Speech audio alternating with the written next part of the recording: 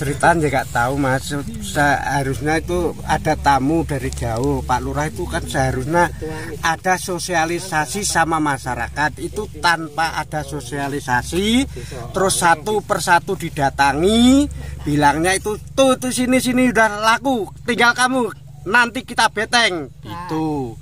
Nah terus orang satu itu mendatangi itu tidak cuma 1 kali 2 kali, ada yang 4 kali, ada yang 5 kali. Itu kan namanya sudah pemaksaan itu Mas. Ya, dipaksa. Ya, setengah paksa bagi saya, tapi selain orang-orang yang lemah, saya mendatangi, saya tanyai tidak mau dijual ya. Terus itu KTP saya kumpulan yang tidak dijual itu tadi. Nah, terus yang itu yang ada yang resah, itu yang ada yang nangis segala pun itu ada.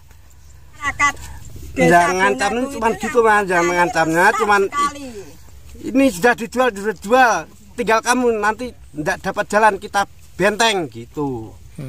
Yang bilang itu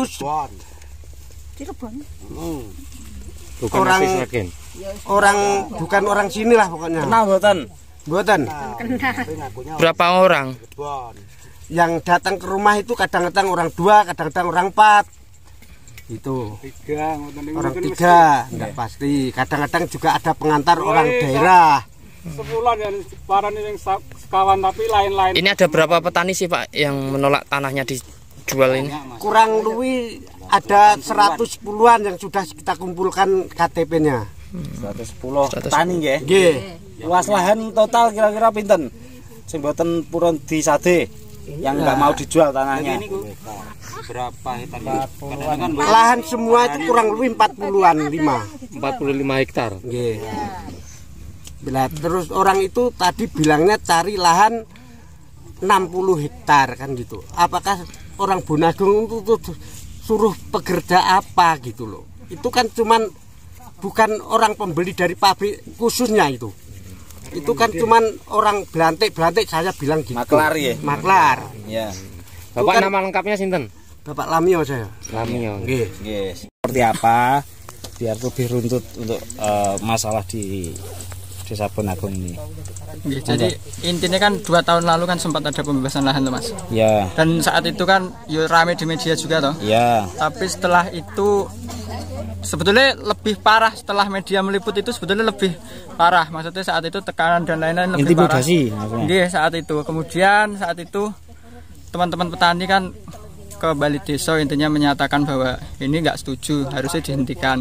Tapi kemudian malah justru saat itu terbit surat dari perusahaan yang katanya, yang intinya salah satu poinnya adalah hendak memperkarakan petani karena dengan surat petani yang disampaikan tadi merasa dicemarkan nama baiknya perusahaan tersebut. Tapi saat itu kan nggak terbukti. Pada akhirnya petani kan mengambil langkah minta bantuan hukum, kemudian kayak melakukan semacam klarifikasi atau somasi kepada camat, Muspika dan lurah. Akhirnya saat itu berhenti di situ.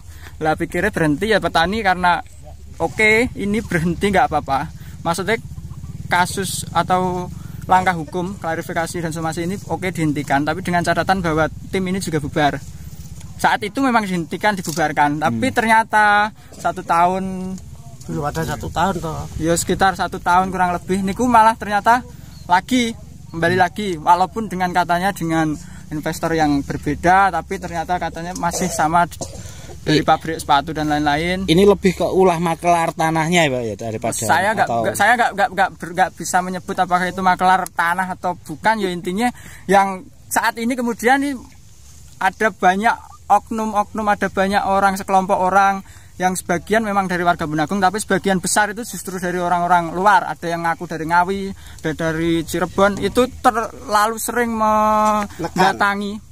mendatangi teman-teman petani. Intensitasnya mungkin seminggu berapa kali atau sebulan berapa kali? Itu macam-macam. Kalau tempat saya pribadi malah cuma sekali, tapi untuk tempatnya Mbok D itu tadi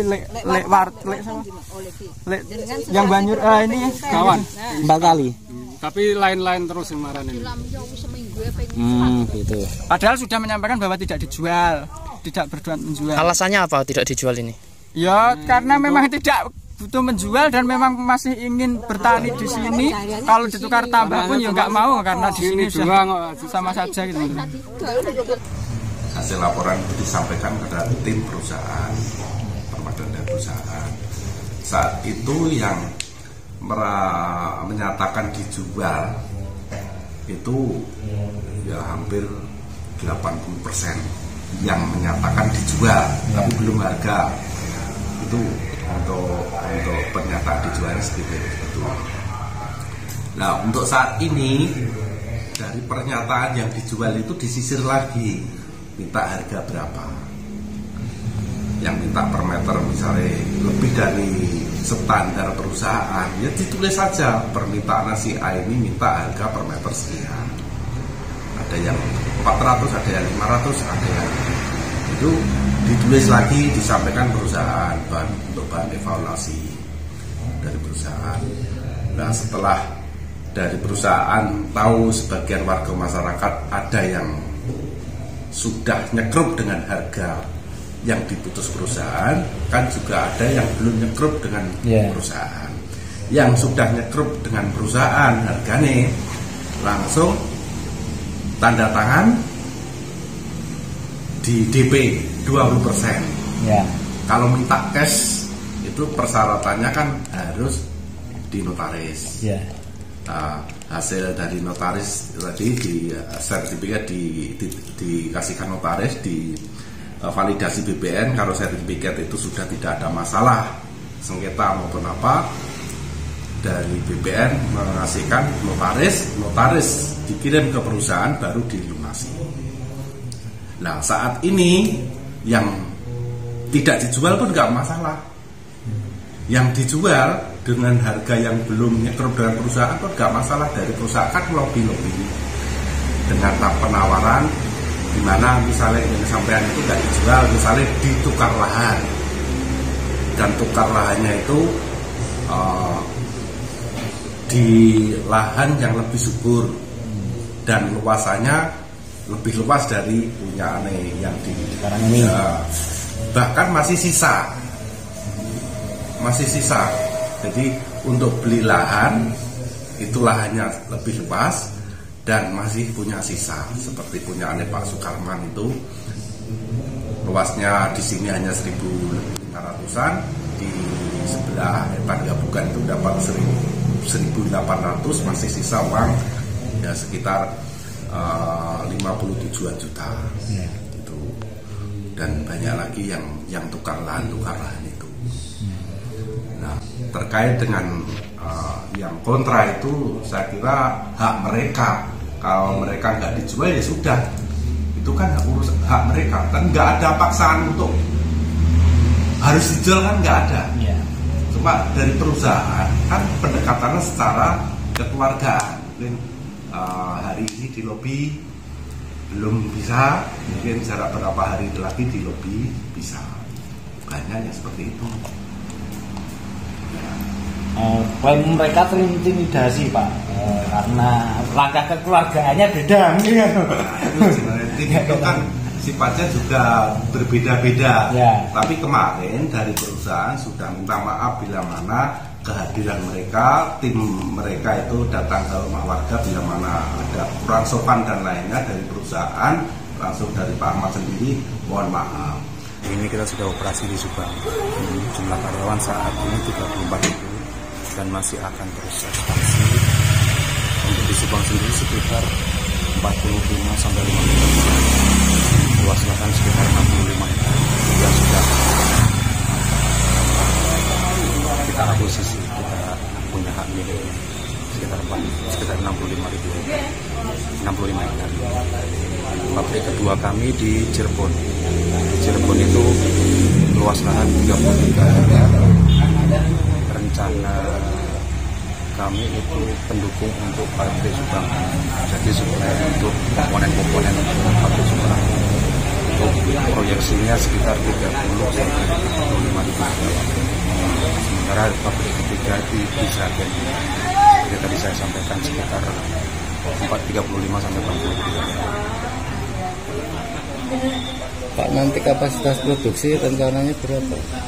Saya agak lupa nih, belum sampai ke berapa pasangnya ya. Nah, persentase progresnya sampai sekarang sudah berapa persen lahan yang bisa diakuisisi? Sampai yang kita hitung kemarin itu sekitar sudah lebih dari 25%. Benefit yang hari kemarin dan hari ini sudah ini tadi. Benefit yang ditawarkan perusahaan ke Pemdes, ke masyarakat sekitar apa, Pak? Yang pasti dari perusahaan kita mengutamakan desa yang paling dekat. Nanti jalan perusahaan akan mengarah ke karena yang paling dekat. Misalnya contohnya kita akan buka pintu ke arah wilayah Tunaku. Nanti dari situ itu masuk karyawan, di situ akan terbuka peluang-peluang untuk warga Tunaku. Bisa buka kos-kosan, bisa buka usaha yang lain, toko makan, warung makan, bisa parkiran juga. Selain itu juga program CSR kita ke desa juga ada, pasti ada. Ada jaminan juga untuk mungkin pemilik lahan atau warga sekitar untuk diprioritaskan jadi karyawan? Iya pasti. Pastinya. Kemarin dari pihak manajemen sudah menjamin nanti prioritas karyawan itu untuk pemilik lahan yang terdampak dulu. Setelah itu untuk yang paling dekat dengan pabrik. Kebijakan ini sebenarnya sudah kita terapkan di Subang dan di Cirebon juga. Kita mengutamakan yang paling dekat juga. Walaupun nanti pada akhirnya kalau kita sudah menerima 35 ribu karyawan, warga Bonakung, warga Gading bisa terserap sendiri.